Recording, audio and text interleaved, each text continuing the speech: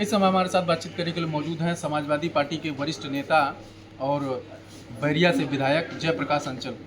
Sir, जिस तरीके से उत्तर प्रदेश के मुख्यमंत्री और एक भारी भरकम प्रतिनिधिमंडल जापान जा रहा है, सिंगापुर जा रहा है निवेश लाने के लिए, तो आपको क्या लगता है कि कितना फ़ायदा होगा इसका उत्तर प्रदेश में? देखिए, अभी तक तो कोई फ़ायदा 9 साल की सरकार ने दिखा नहीं पाया।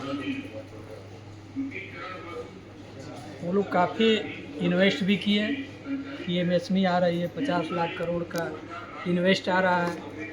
अगर इतना ही प्रदेश में इन्वेस्ट आ करके ज़मीनी स्तर पर कार्य करते तो फिर उत्तर प्रदेश के लाखों नौजवानों को पलायन होने का अवसर नहीं है। लेकिन कहीं न कहीं सरकार अपनी पीठ थपथपा रही है बड़ा बजट ला करके। और बड़ा बजट क्यों ला रही है कि जब बजट खर्चे नहीं हो पाएगा तो वो तो पैसा बचेगा ना, उस पैसे को जोड़ करके सरकार बड़ा बजट बनाती है। लेकिन ज़मीनी हकीकत कुछ और है। ज़मीन पर अगर विकास होता तो प्रदेश की सारी सड़कें गड्ढा मुक्त होती।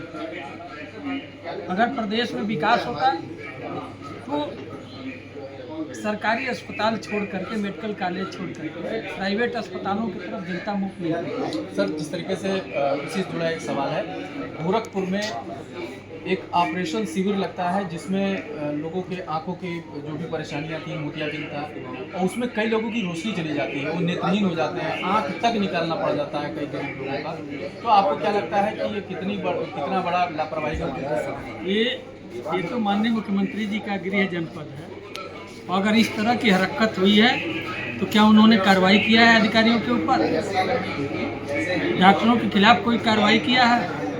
हम लोगों के भी संज्ञान में आया है कि लगभग दर्जनों लोग आँख का ऑपरेशन कराए हैं, उनकी आँख की रोशनी चली गई और शासन प्रशासन के द्वारा कोई कार्रवाई नहीं की। नहीं, तो इस तरीके के मामलों में जहाँ कहीं भी कैंप लगता है उसमें डॉक्टर ट्रेंड है या नहीं है, पैरामेडिकल स्टाफ ट्रेंड है या नहीं, ये सब तो सरकार को एक परमिशन देनी चाहिए ना। ये तो सरकार की जिम्मेदारी है कि उस पर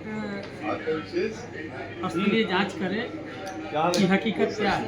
अगर कोई आदमी आकर के, अनटेन आदमी आकर के वो कैंप लगा करके आँख का ऑपरेशन कर देता है तो उसका तो भविष्य अंधकार हो ही गया। लेकिन सरकार उसकी क्या जिम्मेदारी लेगी? जिम्मेदारी लेते हुए उसके खिलाफ कार्रवाई करेगी। अगर नहीं कर रही है तो सरकार की कमी है। अभी हाल ही के दिनों में महाराजगंज पे जो इंटरनेशनल बॉर्डर है नेपाल से जुड़ा हुआ, वहाँ पे करोड़ों रुपए के गांजा बरामद किए गए। तो आपको क्या लगता है कि वो गांजा कहाँ जा रहा था और करोड़ों का गांजा पकड़ा जाना ये कितना बड़ा? देखिए, सिर्फ महाराजगंज का मामला नहीं है, बल्कि भारतीय जनता पार्टी के सरकार में पूरे प्रदेश में धड़ल्ले से तस्करी हो रही है, चाहे गांजा का हो, चाहे दारू का हो, चाहे अफीम का हो। सरकार के बस का नहीं है रोक पाना। अभी हम अपने बलिया जनपद की तरफ देखा जाए तो बिहार में दारू बंद है और सरहदी जितने जनपद हैं बिहार का, हर जगह धड़ल्ले से दारू का व्यवसाय होता है, अधिकारी कुछ कर नहीं पाते। तो कहीं न कहीं सत्ता संरक्षित लोगों के द्वारा इस तरह के व्यवसाय किए जा रहे हैं, ये सरकार के संज्ञान में होगा।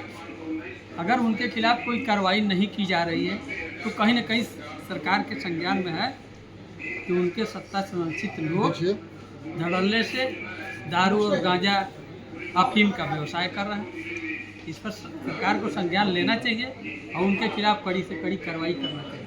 ये थे हमारे साथ समाजवादी पार्टी के विधायक जयप्रकाश अंचल, जिनका कहना है कि जो भी शराब की तस्करी हो रही है बलिया जनपद में या फिर गांजा वगैरह जो पकड़ा जा रहा है, ये सरकार के जो भी जिम्मेदार अफसर हैं उनकी लापरवाही है। ऐसे अफसरों पर सरकार को जांच करा के, कड़ी सत्ता संरक्षित लोग हैं, ऐसे जो अपराधी हैं, दोषी लोग हैं, उन पर सरकार को कार्रवाई करनी चाहिए। डायनामाइट न्यूज़ के लिए जयप्रकाश पाठक।